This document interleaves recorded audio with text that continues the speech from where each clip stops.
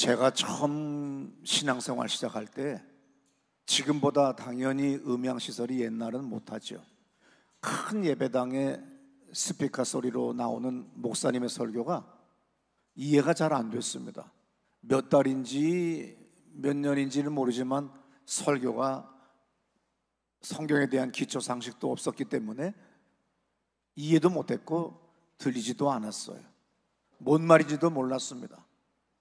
그러다가 세월 지나니까 하나씩 성경 말씀, 설교 말씀이 들리기 시작해요. 내 귀로는 들려요. 그런데 믿음으로 받아들이지 못한 사람들이 많이 있습니다. 이해 못하는 사람이 많이 있어요. 그런데 사도행전 17장 11절에 보면 베레아에 있는 사람들은 데살로니가에 있는 사람들보다 더 너그러워서 말씀을 받았다 그랬어요. 그리고 날마다 성경을 상고한다고 그랬어요.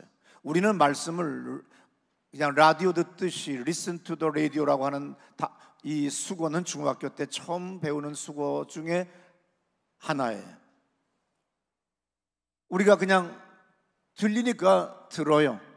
라디오 커피숍에 가서 음악에 나오니까 들리니까 들지만, 그러나 우리가 정확하게 그것을 갖다가 청취하는 사람은 없어요. 하나님의 말씀, 당연히 교회에 왔기 때문에, 예배당에 와 있기 때문에 듣기는 들어요.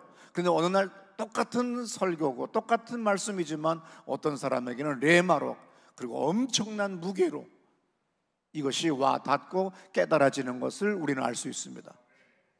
하나님은 사도 바울에게 마게도니아 사람이 부르는 소리를 환상으로 보게 한 다음에 준비되어 있는 것은 자기는 아시아의 복음을 전하는 것이지만 자기는 반대쪽 서쪽으로 성령 하나님의 인도하심에 따라, 명령에 따라 갔더니 정말로 유대인 여자들이 모인 그 모임에서 안식일 날 루디아라고 하는 여자의 마음을 주님이 열게 하셔서 사도 바울을 접대하게 하고 선교를 후원하게 하는 교두보를 만드는 놀라운 일을 하게 하세요. 그래서 하나님은 항상 하나님의 예비한 사람들이 있고 그 사람들은 듣습니다. 그 말씀을 받아들이는데 어떻게 해요? 그냥 한 귀로 들어서 또 집에 가서 잊어버리는 것이 아니라 받는 사람 되시기를 축원합니다. 똑같이 하나님의 영광이 임하면 제사장들이 능히 서서 couldn't stand라고 써 있어요. 서 있을 수가 없어서 쓰러지더라는 거예요. 하나님의 임재, 하나님의 영광, 내 눈에는 보이지 않지만 그것을 우리는 몸으로 느낄 수 있기 때문에 안수받을 때 우리가 서 있을 수 없고 능히 서지 못하고 쓰러질 수밖에 없는 일들이 바로 하나님의 영광이라고 하는 히브리 단어에는 무게라고 하는 의미도 거기 들어있는 걸 우리는 봅니다. 사도행전 8장 14절에도 이런 말씀이 있죠. 예루살렘에 있는 사도들이 사마리아도 하나님의 말씀을 받았다 함을 듣고 베드로와 요한을 보내매. 네, 하나님의 말씀은 받아야 되는 거예요. 받을 수 있는 사람이 돼야 되지 그저 listen, 그냥 아니면 그냥 우리가 뭐라 그래, 히어링 이런 식으로 하는 것이 아니라 정말로 주의 말씀을 이게 받는다, 수취한다, 두 손으로 받는다, 내 것으로 한다 할 정도로 그런 데코마이라고 하는 이 단어로 이 성경은 써 있어요. 받았다, 데코마이 했다 이거예요. 이것은 뭐예요? 정말로 이것은 우리가 정성을 다하여 물건 받듯이 아니면 어떤 큰 선물을 받듯이 받는 겁니다. 2024년 저는 오늘 본문 말씀 사무엘하 22장 30절이 저에게 주신 말씀이에요. 이것을 저는 받았어요. 내가 주를 의뢰하고 적진으로 달리며 내 하나님을 의지하고 성벽을 뛰어넘나이다. 이것이 저에게 주신 하나님의 말씀을 저는 받았기 때문에 오늘 제가 이 말씀을 가지고 설교하는 거죠. 우리 인생을 살아가는 동안 우리는 많은 벽을 만납니다. 높은 성벽을 만납니다. 또 절벽으로 들어갈 때도 있고 깊은 웅덩이로 빠질 때도 있어요. 다윗 왕은 하나님을 의지해서 뒤로 도망가는 것이 아니라 여기에 내가 조금 전에 읽었던 22장 30절에 내가 적진으로 달리며, 이 달리는 건 뒤로 도망가는 거, 막 도망가는 후퇴하는 거, 날 살려라 나 살려라 하듯이 도망갈 때도 똑같은 이 단어고 적진으로 공격하면서 맹공을 하는 것에 달리는 것도 똑같은 단어로 써 있어요. 근데 우리 인생은 냅다 도망가는데 이 단어가 쓰여지는 인생이 아니라 적진을 향하여 수많은 문제와 난관과 벽이 우리 안에 앞에 올지라도 내가 힘차게 칼을 휘두르면서 전진해 나가서 다 쓰러뜨리는 거예요. 이것이 바로 전쟁에 능했던, 그리고 많은 전쟁을 경험했던 다윗 왕이 오늘 고백하는 이야기입니다. 여러분들도 2024년에 성벽을 뛰어넘는 여러분 되시기를 축원합니다. 오늘 본문은 사무엘하 22장 1절을 제외하고 51절까지 다윗이 하나님을 찬양하는 내용으로 기록되어 있어요. 사무엘하 23장은 다윗의 승리 때 함께한 용사들의 공적과 이름들이 기록되어 있습니다. 23장 1절을 들어보세요. 이는 다윗의 마지막 말이라. 이새의 아들 다윗이 말하며 높이 세워진 자 야곱의 하나님께로부터 기름 부음 받은 자 이스라엘의 노래 잘하는 자가 말하노라. 예, 사무엘하 22장 1절에서도 여호와께서 다윗을 모든 원수의 손과 사울의 손에서 구원하신 그 날에 다윗이 이 노래의 말씀으로 여호와께 아뢰었다 그랬어요. 그래서 다윗의 모든 대적과 사울 왕의 공격으로부터, 그리고 수많은 쿠데타와 수많은 대적으로부터 살아남았던 것이 뭐냐? 오늘 내가 늙어서 뒤돌아보니 하나님의 절대적 은혜로구나. 그래서 오늘 이 다윗 왕은 지금 사무엘하 22장, 23장, 24장에서 그렇게 고백하는, 회고하는 내용이에요. 그래서 마지막 말이다 이렇게 써 있죠. 근데 사실은 사무엘 상하 다음이 열왕기 상이잖아요. 열왕기 상 1장 2장이 열왕기 상 1장 2장이 진짜 다윗 왕의 마지막 때를 적어 놓은 거예요. 그러나 오늘 본문을 보게 되면 사무엘하 21장, 22장, 23장, 24장 다윗 왕이 통치 때의 이야기를 오늘 기자는 써놨어요. 오늘 사무엘하 23장 다윗의 마지막 말이라고 기록됐지만 진짜 마지막 기사는 바로 열왕기 상 1장 2장이에요. 우리가 도표를 보시면 21장 1절부터 24장 25절까지 이렇게 구조로 되어 있어요. 그냥 써놓은 것이 아니라 아주 조직적으로 후손들에게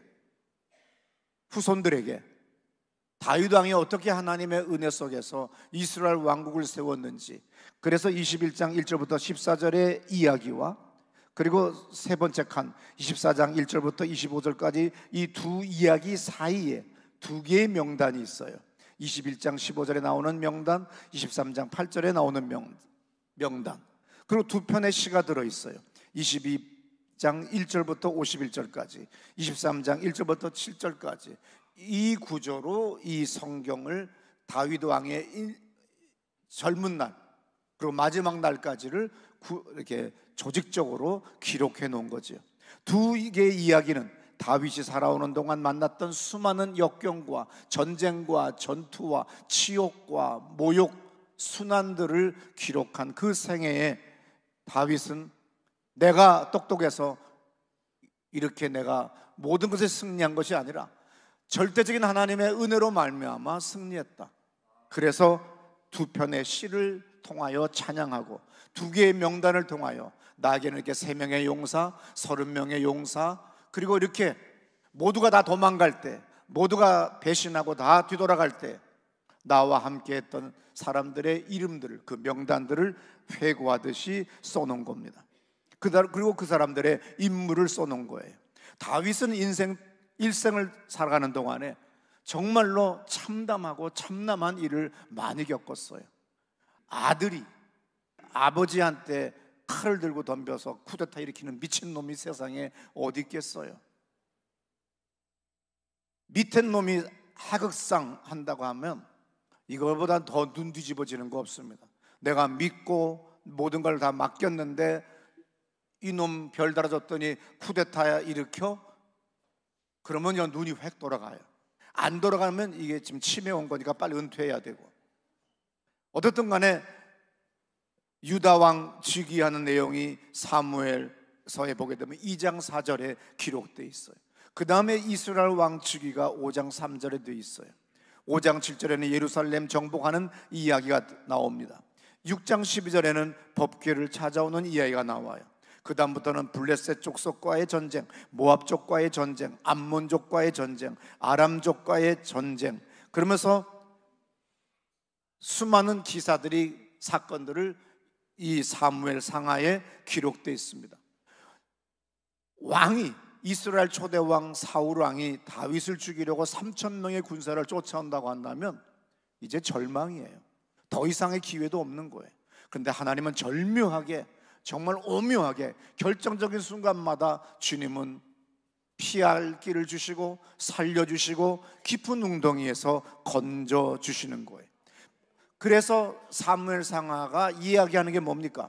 다윗은 하나님 마음에 합한 사람이고 헌신하는 사람이고 겸손한 사람이었기 때문에 하나님이 이렇게 은혜를 주셔서 살려주셨다고 하는 것을 오늘 우리에게 이야기하는 겁니다. 겸손이 뭐예요? 당연히 겸손이야 수많은 이야기를 할 수 있습니다. 저분은 정말로 어떤 사람이 오더라도 늘 먼저 문을 열어준다든지, 아니면 90도로 인사를 해준다든지, 저 대문 밖까지 끝까지 나와서 문을 열어주고 배웅해 준다든지. 근데 그걸 넘어서 진정한 성경에서, 오늘 사무엘 상하에서, 열왕기 상하에서, 아니면 다윗의 이야기에서 겸손이 뭐예요? 하나님을 신뢰하는 겁니다. 하나님을 의지하는 겁니다. 그래서 하나님께 간구하는 겁니다. 하나님께 탄원하는 거예요. 그래서 다윗이 시편 18편에서 오늘 본문 똑같은, 오늘 사무엘하 22장에 나오는 이 말씀이 시편 18편에서 다윗이 시로 고백한 하나님을 찬양하는 그 내용인데 제가 읽어드리겠습니다. 새해니까. 나의 힘이신 여호와여, 내가 주를 사랑합니다. 여호와는 나의 반석이시요 나의 요새시요 나를 건지시는 이시요 나의 하나님이시요 내가 그 안에 피할 나의 바위시요 나의 방패시며 나의 구원의 뿌리시고 나의 산성이십니다. 내가 찬송받으실 여호와께 아뢰리니 내 원수들에게서 구원을 얻으리로다. 4절, 사망의 줄이 나를 얽고 불의의 창수가 나를 두렵게 하였으며 스올의 줄이 나를 두르고 사망의 올무가 내게 이르렀었도다. 내가 환난 중에 여호와께 아뢰며 나의 하나님께 부르짖었더니 그가 그의 성전에서 내 소리를 들으셨다. 그의 앞에서 나의 부르짖음이 그의 귀에 들렸도다. 정말 얼마나 표현을 잘했어요. 나의 부르짖음이, 나의 기도가, 나의 간구가 주님이 들었다고, 주님이 의 귀에 들렸다고 지금 고백해요. 그래서 하나님이 함께 하시는데 땅이 진동하고 산들의 터도 요동하였으니 그의 진노로 말미암음이로다. 그의 코에서 연기가 오르고 입에서 불이 나와 사르며 그 불에 숯이 피었도다. 오늘 이 연기, 숯, 불, 이것은 에스겔 예언자가 이것을 차용하여 에스겔이 예언한 내용 중에도 이런 단어들이 많이 나옵니다. 그의 코에서 연기가 오르고 입에서 불이 나와 사르며 그 불에 숯이 피었도다. 그가 또 하늘을 들이우시고 강림하시니 그 발 아래는 어두캄캄하도다. 구름을 타고 다니시며 바람 날개를 타고 높이 솟아오르셨도다. 그가 흑암을 그의 숨는 곳으로 삼으사 장막같이 자기를 두르게 하시며 곧 물의 흑암과 공중의 빽빽한 구름으로 그리하시도다. 그 앞에 광채로 말미암아 빽빽한 구름이 지나며 우박과 숯불이 내리도다.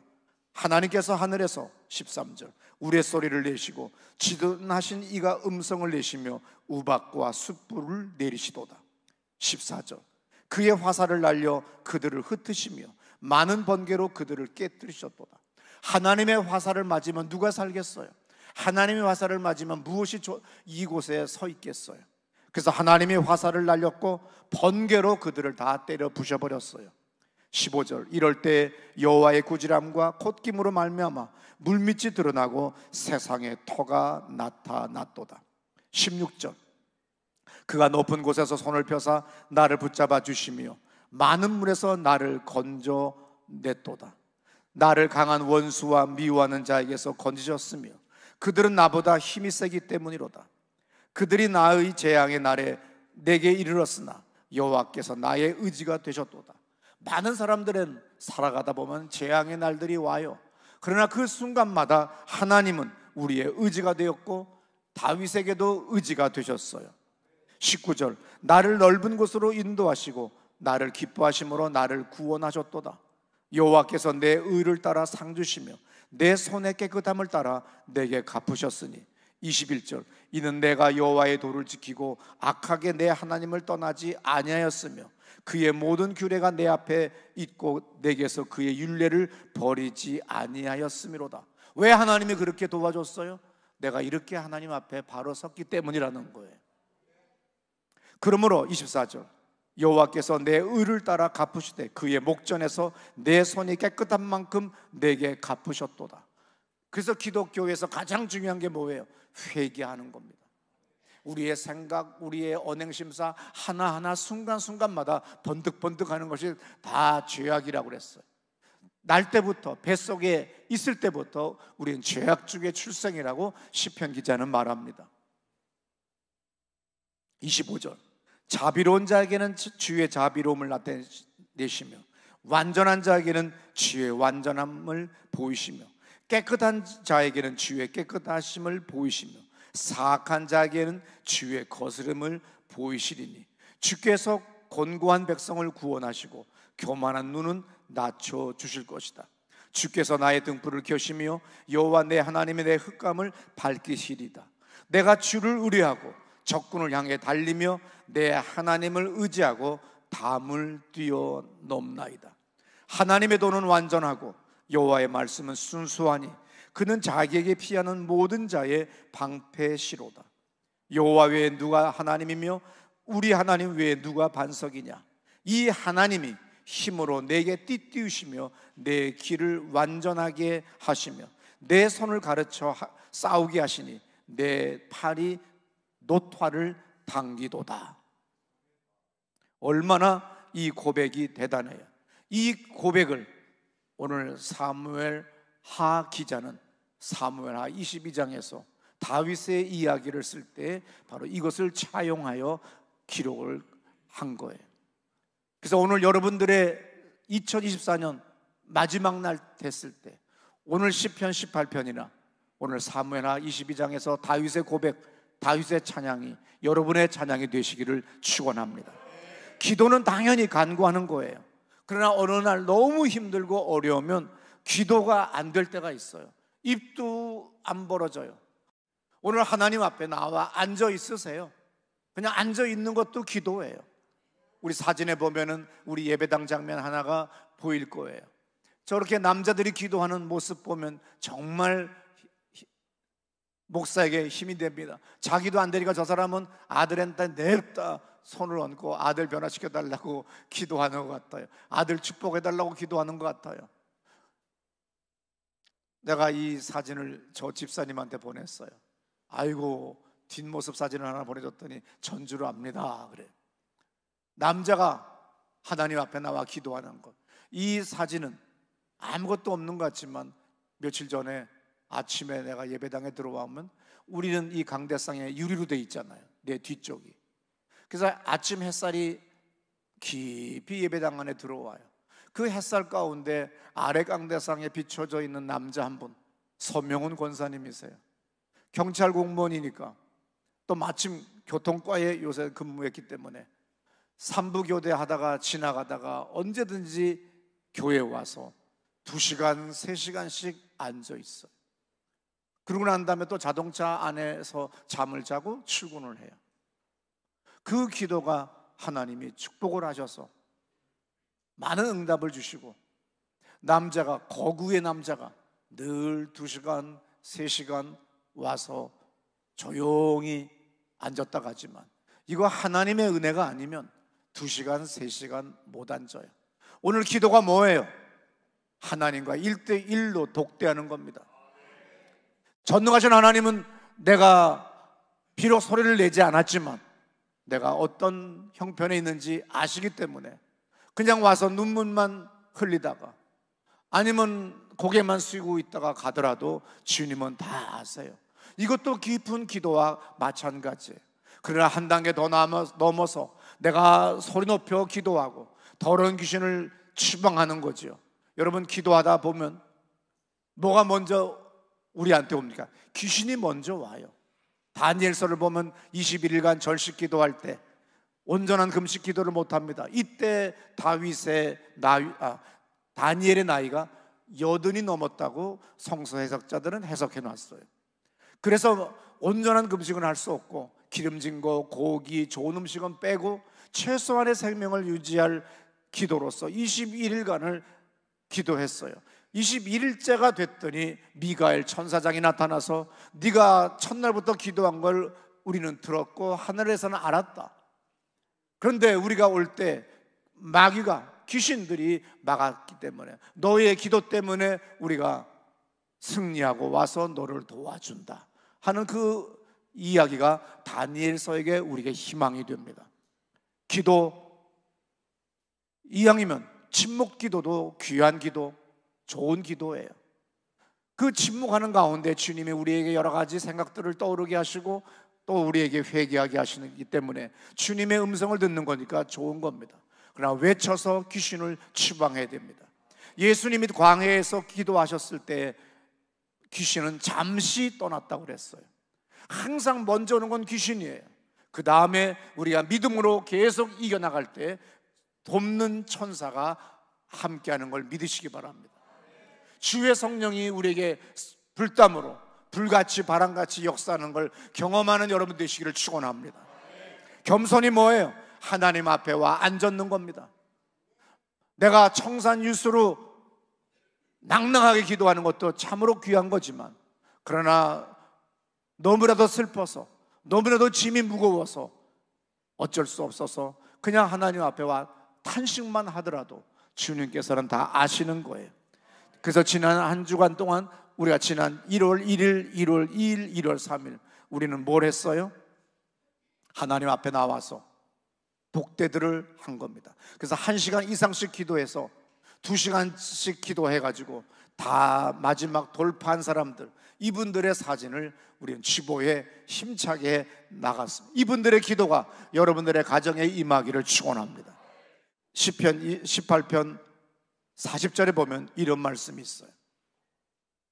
또 주께서 내 원수들에게 등을 내게로 향하게 하시고 나를 미워하는 자들을 내가 끊어버리게 하셨나이다. 네, 인생에서 어느 날 안 되려면 얼마나 안 되는지 별 거지 같은 것들이 다 덤벼들어요. 정말 더러워도 이렇게 안 될 수가 있나, 이렇게 안 될 때가 있나, 별 것들이 다 합니다. 다윗이 범죄했더니 아들, 큰아들 이새끼까지 덤벼들어요. 아버지를 죽이게 또 쫓아와요. 그리고 도망가는 아버지를 도와줬던 제사장들, 또 특정 가문의 사람들 다 때려 죽여버리는 거예요.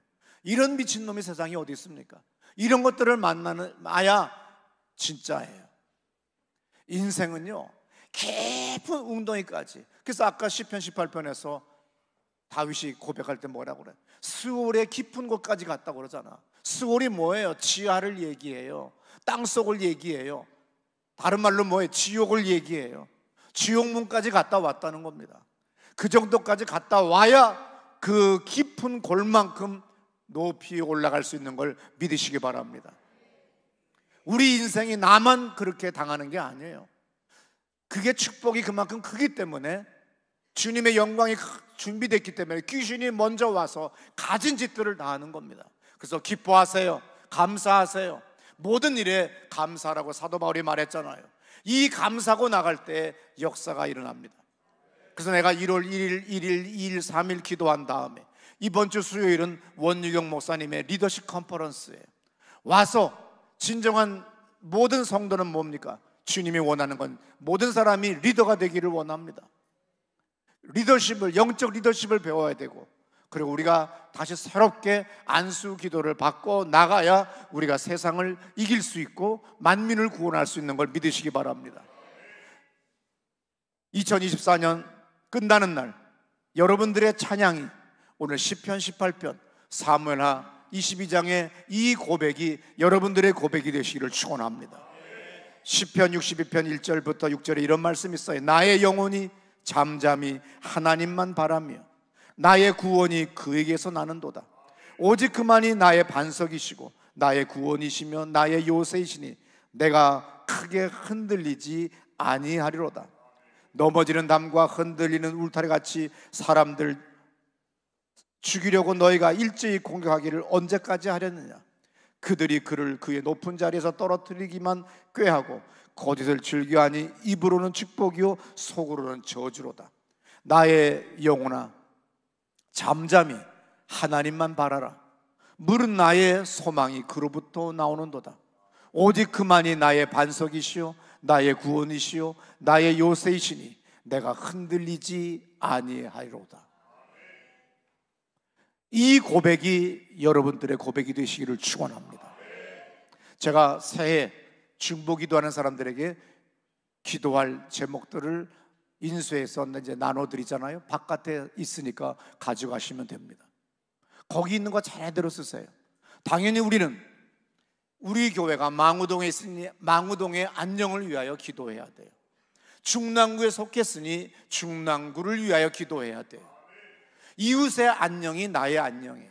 나만 쌀을 잔뜩 쌓아놓고 나 혼자만 좋은 차 타고 다니면 언젠가는 뒤통수를 맞게 돼 있어요. 그래서 인생이 어떻게 돼요? 등을 맞게 돼 있어요. 귀신들이 공격해 오면 우리는 귀신의 얼굴, 귀신의 앞을 보는 거예요. 원수의 앞을 보는 거예요. 그런데 아까 시편 18편 40절에서 원수의 등을 본다는 건 뭡니까? 원수들이 이제 도망가기 때문에 원수의 등을 봐야 돼요. 우리의 인생이 원수의 등을 보는 인생이 되어야 됩니다.